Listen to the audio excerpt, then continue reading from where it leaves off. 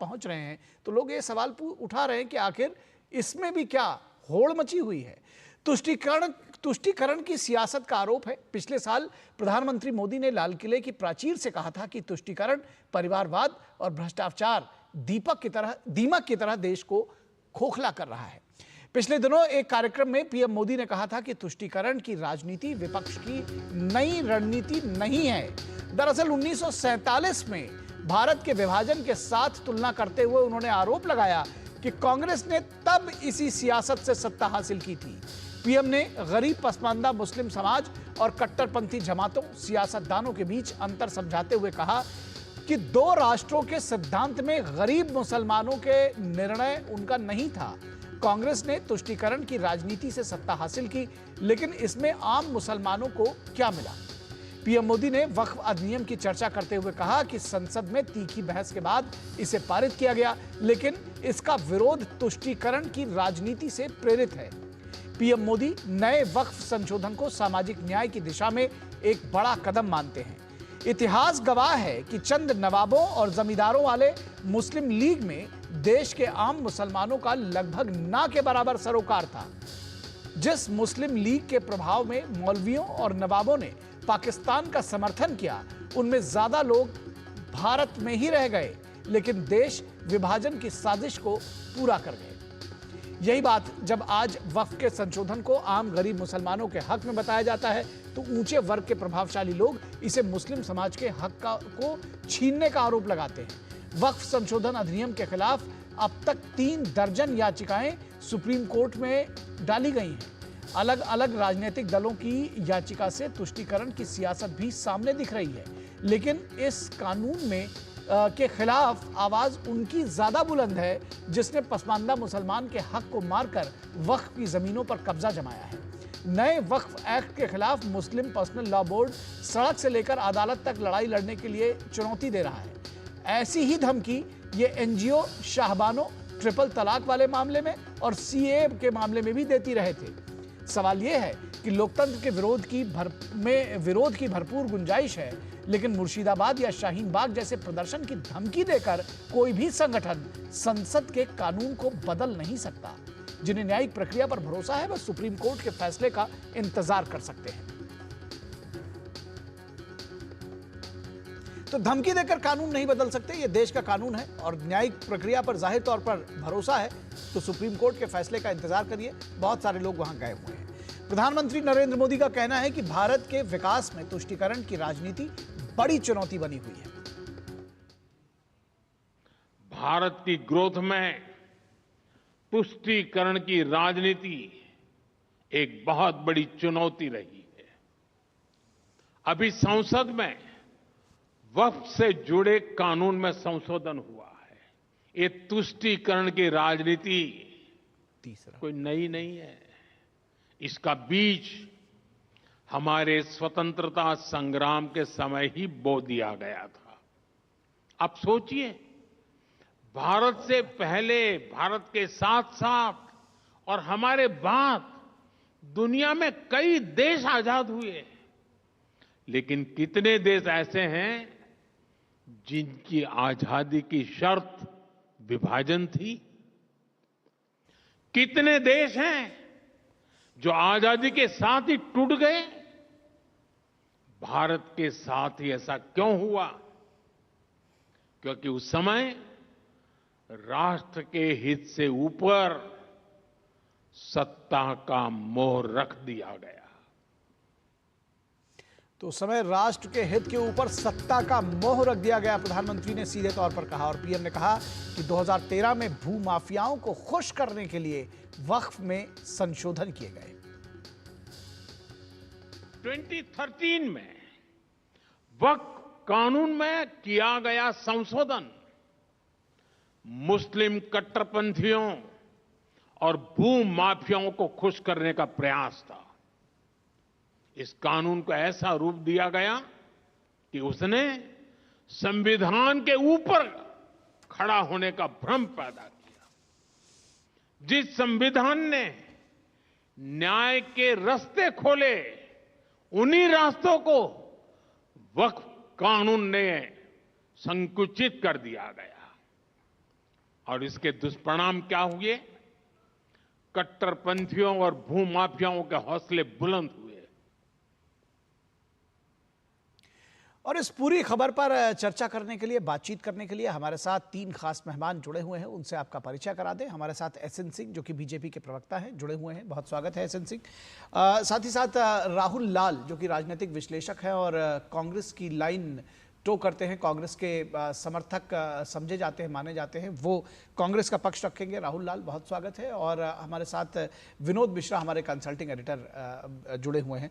विनोद जी, बहुत स्वागत है। विनोद जी, आपके साथ अगर शुरू करना चाहें तो तुष्टीकरण, जिस तरह से प्रधानमंत्री ने कहा कि ये दरअसल दीमक की तरह देश को खा रहा है आज़ादी के बाद से अब तक, और लगातार इस पैटर्न में कोई परिवर्तन नहीं हो रहा है।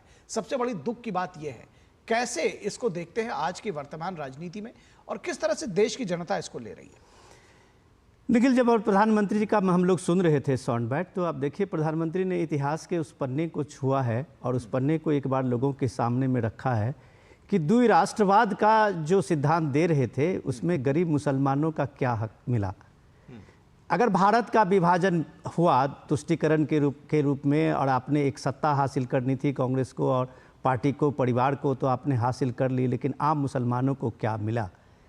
तो सवाल ये है कि ये बात बड़ी बात है और एक तरह से उन्होंने एक लाइन भी खींचने की कोशिश की है कि आप मुस्लिम के नाम पे सियासत करने वाले लोग, जो तुष्टीकरण की बात जिसको हम लोग कहते हैं, उसमें आम मुसलमान को क्या मिला है ये देश पिछले 75 साल से देख रहा है। इसी वक्त पे जब आप लगातार संशोधन 1954 से लेके और 2013 के संशोधन देखिए, तो क्या यह नहीं कहा जा सकता कि इस वक्त को कुछ खास संगठन, कुछ खास लोग और कुछ खास इंतजामिया जो थे उनके हवाले, जो सिर्फ मुस्लिम वोट की ठेकेदारी कर रहे थे, उनके हवाले देश की इतनी बड़ी प्रॉपर्टी और इतनी बड़ी चीज़ों को, संसाधन को उनके हवाले कर दिया गया? आम लोगों का, आम पसबंदा मुस्लिम समाज का, मुस्लिम महिलाओं का, बेवा का, गरीबों का, जिसके लिए वो वक्फ था, जिसके लिए किसी ने अल्लाह को दिया हुआ वो दान था, उसमें उसका हिस्सा कहाँ गया? तो ये इतने सवाल जो हैं उस पीएम ने आज लोगों के सामने में रखा है, आम जनता के सामने में रखा है कि आप जिसके नाम पे सियासत करते हैं, उसको गुमराह करते हैं, उनको सड़क पे उतारते हैं, उनको प्रदर्शन में शामिल करते हैं, लेकिन उनके हक को सबसे ज़्यादा अगर चोरी करने वाला कोई है तो वही वोट बैंक के ठेकेदार है। हाशिए पे उनके कोई पहुंचाने वाला है तो उनके वही नेता हैं जो बड़े बड़े आज दावे कर रहे हैं। निखिल जी, राहुल लाल, ये सवाल पूछा जाएगा कि संशोधन पर संशोधन करते रहे आज़ादी के बाद से, लेकिन जिनको इन योजनाओं का सबसे ज़्यादा लाभ मिलना चाहिए था, वक्फ का लाभ मिलना चाहिए था, वही पिछड़ गए। तो जो जो दवा आपने की, मर्ज बढ़ता गया, क्योंकि शायद दवा करने का जो इरादा था उसमें ही बदनीयती थी। निखिल जी, बड़ा अच्छा प्रश्न है और माननीय प्रधानमंत्री जी ने जो अपने वक्तव्य में ध्यान दिलाया है, माननीय प्रधानमंत्री 1947 तक चले गए हैं तुष्टीकरण की राजनीति का वर्णन करते हुए। मैं तो कह रहा हूं कि 1947 पे अगर हम लोग जा रहे हैं तो 1941 में भी जा सकते हैं। जब हम लोगों ने देखा भाई अगर भारत विभाजन हुआ, भारत विभाजन के लिए सबसे दोषी कौन रहा? मुस्लिम लीग रही भारत विभाजन के लिए दोषी। और 1941 में मुस्लिम लीग के साथ सरकार बनाते हुए हम लोगों ने किसको देखा? श्यामा प्रसाद मुखर्जी जी को देखा, वीर सावरकर को देखा, इन तमाम लोगों को सरकार बनाते हुए देखा। तो देखिए, इतिहास के उस घड़ी में अगर जाते हैं तो वो बड़ा जटिल विश्लेषण है। लेकिन एक चीज कि क्या वक्फ का जो पूरा मामला आया है, जो कानून बना है, देखिए वक्फ का जो कानून इसमें बना है, सरकार ने बनाया है, इसे सरकार की अपनी दलीलें हैं, विपक्ष के अपने तर्क हैं, और लोकतंत्र में असहमति रखने का पूरा स्थान है। शांतिपूर्ण धरना प्रदर्शन करना भी लोगों का पूरा जो है कि अधिकार है, और साथ ही साथ न्यायिक लड़ाई लड़ना भी पूरा अधिकार है लोगों का। मुझे लगता है कि जो कानून बना है वक्त से संबंधित, वो कानून जो है संविधान के विभिन्न जो फंडामेंटल राइट्स हैं उसका वो उल्लंघन करते हुए है। वो आर्टिकल 25, 26, 27, 28, 29, 30 कई जो है कि ये फंडामेंटल राइट्स हैं उसका उल्लंघन करते हुए वो सुप्रीम कोर्ट में इतनी सारी याचिकाएं हैं। फंडामेंटल राइट्स की बात आप लोग करते हैं, क्या कभी गरीब पसमानदा मुसलमानों के फंडामेंटल राइट्स का इतने सालों से उल्लंघन होता रहा, उसकी बात कही? फंडामेंटल राइट्स किसका? मुतवल्लियों का फंडामेंटल राइट्स। अभी हमने इसके ठीक पहले एक रिपोर्ट चलाई थी जिसमें हमने दिखाया कि किस तरह से लाखों लाख रुपए मुतवल्ली और जो वक्फ को के जो ट्रस्टी हैं, जो लोग भी इसको चलाने वाले थे, किस तरह से उन्होंने पैसा खाया। 2 गज जमीन के लिए कब्रिस्तान में लाखों रुपए मांगे जाते रहे गरीब मुसलमानों से, और कहा कि अगर एंट्री चाहते हो यहाँ पर, अपने प्रियजनों की लाश अगर यहाँ पर दफन करना चाहते हो तो इतना रुपया दो, वरना रास्ता नापो। तब कहाँ चला गया था वो उनका जो आप फंडामेंटल राइट की बात कर रहे हैं, जिसमें परिवर्तन की बात कर रहे हैं? निखिल जी, जो आपके ग्राउंड रिपोर्टर्स लाए थे, बड़ा शानदार रिपोर्ट था, मैं सुन भी रहा था, अभी विनोद जी भी शामिल थे उस रिपोर्ट को। उस रिपोर्ट को मैंने देखा है उसको। मैं उस रिपोर्ट को खारिज नहीं कर रहा निखिल जी, मैं ये नहीं कह रहा कि वक्फ सिस्टम में कोई खराबी नहीं थी, उसको भ्रष्टाचार के कोई मामले नहीं थे उसमें। लेकिन मामला यह है कि अगर कोई व्यक्ति बीमार है तो बीमार के बीमारी का इलाज किया जाना चाहिए, ना कि बीमार व्यक्ति को ही खत्म कर देना चाहिए। वो वक्त का पूरा मामला है, सरकार का पूरा जो कानून नजर आ रहा है वो ये ऐसा दिख रहा है जैसे कि वो उसके स्वायत्तता से डरी हुई थी। उनको भ्रष्टाचार से संबंधित मामले थे, उसके ऊपर कार्रवाई करते, उससे संबंधित कानून बनाते, लेकिन इसमें वक्त उनके शक्तियों को कमजोर करके जिस प्रकार से सरकार के शक्तियों को मजबूत बनाया गया है, वक्फ की शक्तियों को कमजोर कैसे किया गया? मैं तो समझ रहा हूं वक्फ की शक्तियों को और मजबूत बनाया गया, उसको और पारदर्शी बनाया गया, उसमें और लोगों को जोड़ा गया। जो वक्फ का मैनेजमेंट है, बोर्ड का जो मैनेजमेंट है, स्टैट्यूटरी बॉडी का जो मैनेजमेंट है, वो तो पारदर्शी होना चाहिए, पारदर्शी बनाया गया। निखिल जी देखिए, उस पर काफी डिबेट हुआ। मैं तो एक छोटा सा तर्क रखूंगा क्योंकि कार्यक्रम में समय कम होता है जी। मैं जब इस डिबेट को देख रहा था तो इस डिबेट में भारतीय जनता पार्टी के सांसद निशिकांत दुबे जी बड़ा एक अच्छा तर्क रख रहे थे कि भाई वो बता रहे थे कि पहला वक्त जो है मुस्लिम ने नहीं किया था, यहूदियों ने किया था पहला वक्त दुनिया में जो है। मैं बड़ा सहमत हूँ निशिकांत दुबे जी के इस तर्क से, हालांकि उनकी अधिकांश बातों से मैं असहमत रहता हूँ। लेकिन भारत में जो गैर मुस्लिमों को वक्फ करने का जो पूरा अधिकार था वो तो खत्म हुआ ही। अब तो यह बना दिया गया कि कन्वर्टेड वो 5 साल तक वो एक बना के रखे हो कि 5 साल तक आप प्रैक्टिस करते हुए रहे, तब आप जाके वक्त में चलिए इस पर मैं जवाब ले लेता हूं एसएन सिंह से। एसएन सिंह, बहुत सारी बातें उन्होंने कही सिलसिलेवार तरीके से, मैं चाहता हूं जवाब दीजिए। निखिल जी देखिए, ये किस्सा कुर्सी का है, उस समय भी किस्सा कुर्सी का था और आज भी किस्सा कुर्सी का है। मैं कोट करते हुए कहूंगा, देखिए समाजवादी नेता राम मनोहर लोहिया जी लिखते हैं, उनकी किताब गिल्टी मैन ऑफ पार्टीशन में लिखे हैं, और क्या लिखे हैं, टू दी लाइन कह रहा हूँ, राहुल लाल जी सुनिएगा। उन्होंने कहा कई बड़े कांग्रेसी नेता जिनमें नेहरू भी शामिल थे, कई बड़े नेता जिनमें नेहरू भी शामिल थे, वे सत्ता के भूखे थे जिनकी वजह से बंटवारा हुआ। कौन कहता है? राम मनोहर लोहिया जी अपनी किताब में लिखते हैं। दूसरी बात मैं कहूँगा कि भाई देश के संपूर्ण लोग, जितने लोग थे वो चाहते थे भारत आजाद हो, न कि कुर्सी चाहते थे। कुछ मैं इसलिए कह रहा हूं कि किस्सा कुर्सी का, कुर्सी किसको चाहिए था? जवाहरलाल नेहरू जी को चाहिए था, और जिन्ना को, मुसलमानों को तो चाहिए न था। 4 बड़े मुस्लिम नेताओं का नाम कोट करूंगा, राहुल लाल जी जाके पढ़ लीजिएगा। मौलाना आजाद और खान अब्दुल गफ्फार खान ने कहा कि हम इस विभाजन का विरोध करते हैं, ये दोनों मुस्लिम थे। और मौलाना सज्जाद और मौलाना हाफिज, वो दोनों लोग, वो चारों लोगों ने कहा कि हम इसका विरोध करते हैं। और मौलाना सज्जाद और मौलाना हाफिज ये पसमानदा समाज से आते हैं और कहे हम नहीं चाहते, हम भारत का विभाजन नहीं चाहते, हम भारत में रहना चाहते हैं, हम भारत की आज़ादी चाहते हैं। लेकिन किस्सा कुर्सी के नाते जवाहरलाल नेहरू और जिन्ना ने किया। आज भी किस्सा कुर्सी का देखिए कैसे है भाई, एक कानून ऐसा बनता है राहुल लाल जी जिसमें कहा जाता है कि नहीं, आपको न्याय हमारे ही घर में मिलेगा, दूसरे जगह न्याय नहीं मिलेगा। अगर उसमें परिवर्तन करके कहा जा रहा है कि नहीं अपनी बात को न्यायालय में कह दीजिए तो दिक्कत क्या है। दूसरा कहा जा रहा है, आपने कहा कि धर्म पे आधारित, कलकत्ता हाई कोर्ट और सुप्रीम कोर्ट ने कहा कि ये धर्म पे आधारित इंस्टीट्यूशन नहीं है, एक धर्म के कार्य करने के लिए इंस्टीट्यूशन है। लेकिन जब 2 धर्मों का टकराव होगा, जहां हिंदू और मुस्लिम आ जाएगा, तो निश्चित तौर पे वहां हिंदू का भी प्रतिनिधित्व चाहिए, मुस्लिम का भी प्रतिनिधित्व चाहिए। चौथी बात मैं कहूंगा कि आप देखिए, जो किसी भी उद्देश्य के लिए किसी चीज का निर्माण होता है, एक उद्देश्य के लिए एक वक्फ बोर्ड बनाया जाता है कि वो मुसलमानों के कल्याण के लिए होगा। हजारों लाखों करोड़ों मुसलमान आके कह रहे हैं कि हमारे लिए तो उसमें कोई कार्य नहीं हुआ। तो देश के प्रधानमंत्री जो सबका साथ सबके विकास की बात करते हैं, अगर ये नियम बनाते हैं कि उसमें मुसलमानों का, पसमानदा समाज का, अखानी समाज का प्रतिनिधित्व हो जाए तो दिक्कत क्या है। छठी बात आप कहूंगा, जो आप लोग कहते हैं कि लोकतंत्र खतरे में पड़ गया, संविधान खतरे में पड़ गया। अनुच्छेद 26 क्या कहता है? हर व्यक्ति को अपने धर्म की संस्था चलाने के, अपने धर्म का विकास करने का, अपने धर्म का विस्तार करने की इजाजत है, न कि सरकारी जमीन या दूसरे के धर्म का किसी भी संपत्ति पे उंगली रख देने की इजाजत है। निश्चित तौर पे आदरणीय प्रधानमंत्री जी ने इसी में परिवर्तन किया कि आप सरकारी जमीन को ले नहीं सकते हैं, केवल कह देने से, केवल देख लेने से वो आपका हो गया, ऐसा हो नहीं सकता। ऐसे परिवर्तन का संपूर्ण समाज के लोग स्वागत कर रहे हैं, सिवाय कांग्रेस और राहुल लाल जी के।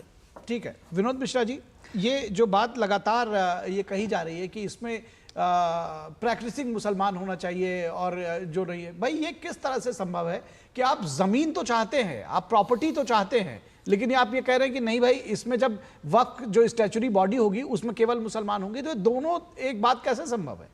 देखिए राहुल लाल जी भी जो तर्क दे रहे थे, उनके नेता भी यही कंफ्यूजन फैला रहे हैं, क्योंकि नेता तो इनके वक्फ के इस चर्चा में शामिल भी नहीं हुए थे। राहुल गांधी, आप ये देखिए, सोनिया गांधी भी शामिल नहीं हुई थी, प्रियंका गांधी भी शामिल नहीं हुई थी। आखिर उनकी क्या मजबूरी थी?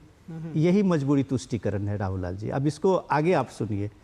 इंपॉर्टेंट ये है समझने की इसमें कि आप लोग जो कन्फ्यूजन फैला रहे हैं, वक्फ एक अलग चीज़ है और वक्फ बोर्ड एक अलग चीज़ है। वक्फ का अगर आप बात करेंगे तो उसमें जो धार्मिक उनके सारे चीज़ें हैं, उनके लिए उनकी अपने मस्जिद हैं, उनके अपने दरगाहें हैं, वो सारे अपने करेंगे, उसमें कोई गैर मुस्लिम नहीं होगी। लेकिन जब बोर्ड होता है, जब आप स्टैच्यूरी बॉडी बनाते हैं तो उसमें प्रोफेशनल्स होते हैं, उस प्रोफेशनल्स की भूमिका होती है। अब आप बताइए, गवर्नमेंट के राजस्व को संभालने के लिए एक पूरा डिपार्टमेंट होता है, एक मिनिस्ट्री है, और वक्फ को संभालने वाला कौन है? मुतवल्ली। कौन है मुतवल्ली? खानदान दर खानदान बोल रहा है, बन रहा है, वो मुतवल्ली बन जा रहा है। कौन इसका स्टैच्यूरी बॉडी में बोर्ड का, जिसको आपने जवाहरलाल नेहरू बोर्ड बनाया और 2009 से लेकर 2013 तक संशोधन हुआ, आप बताइए उस मुतवल्ली का क्या रोल था? कलकत्ता हाई कोर्ट ने जब बंगाल की सरकार ने वहाँ वक्फ ये सारे मुस्लिम के मदरसों के और बाकी लोगों के मौलानाओं को सैलरी देने की बात कही थी, तो कोलकाता हाई कोर्ट ने इस बात को खारिज करते हुए कहा तो फिर वक्फ क्यों है? तो सारे मौलवियों को, जो मस्जिद के मौलवी हैं, उनको वक्फ से मिलना चाहिए। आज हालत ये है कि उस वक्फ को 5 रुपया, कलकत्ता सेकेंड लार्जेस्ट वहाँ पे ये वक्फ की ज़मीनें हैं, और आप देखिए कि वो सारे पैसा जो मौलवियों को देने के लिए ममता बनर्जी टैक्स पेयर के 1000 करोड़ रुपया उसमें डालती है वक्फ में, और तब सैलरी मिलता है। आप कोर्ट को भी गुमराह कर रहे हैं। अब जहां भी जाइए, तेलंगाना चले जाइए, आंध्रा चले जाइए, दिल्ली चले जाइए, वक्फ का पैसा किसने मौलवियों को दिया है? सरकार, राज्य सरकारें दे रही है।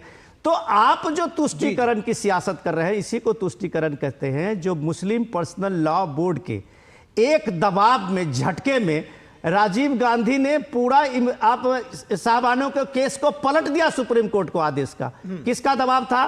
चंद वो एक एनजीओ के 10 लोगों का। उसने देश में शरिया कानून को लेके अगर इसी तरह का वो लोगों को गुमराह करके लोगों को लाया, अगले दिन राजीव गांधी ने संसद से वो 400 से अधिक का जो बहुमत था, पहला उस बहुमत का उपयोग यही हुआ कि सुप्रीम कोर्ट के फैसले को बदल के आपने साहबानों को 75 रुपये का जो उसको मिलना था, वो आपने उसको रोक दिया। किसके साथ न्याय किया? इसके बाद मैं बता रहा हूं। आपने उसके बाद देखिए कि राम मंदिर का मुद्दा था, उस समय में जो विवादास्पद मस्जिद का ढहा, चंद लोगों ने 10 ठेकेदार आके नरसिंह राव को कंपेल किया और तुष्टीकरण की सियासत है, आपने वर्शिप एक्ट बनवा लिया।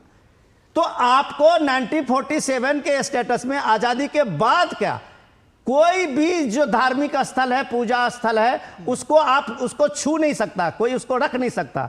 लेकिन वक्फ को यह आजादी मिली इसी तुष्टीकरण में कि वो जहां हाथ रख दे वो वक्फ की जमीन है।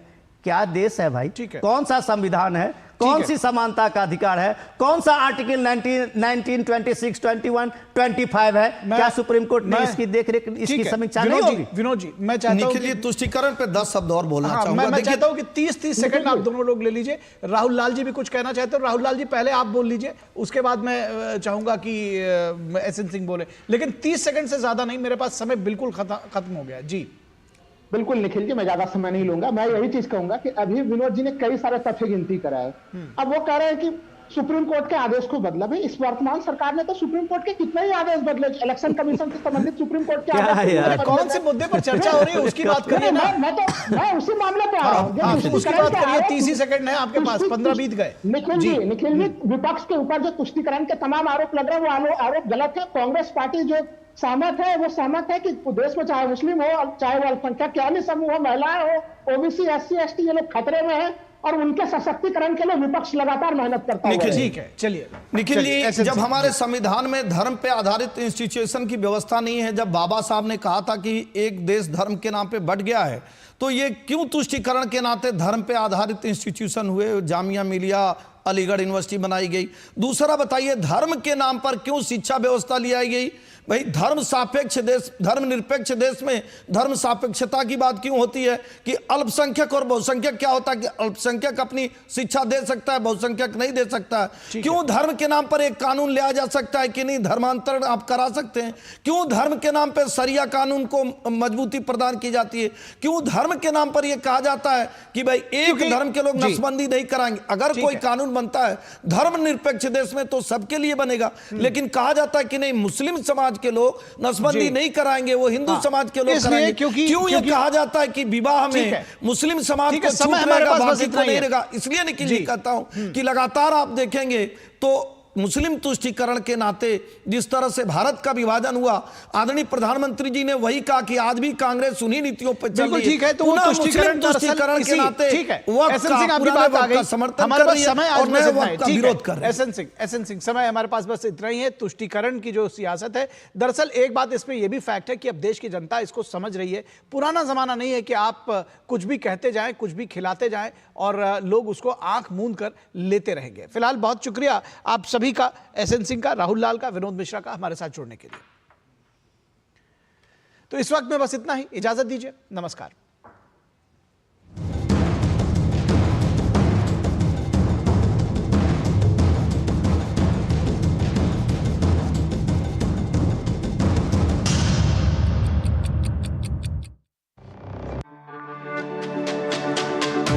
मेरी पसंद, मेरी पसंद, मेरी पसंद, मेरी पसंद, हमारी पसंद, हम सबकी पसंद। मजबूत देश का मजबूत सरिया होंगी।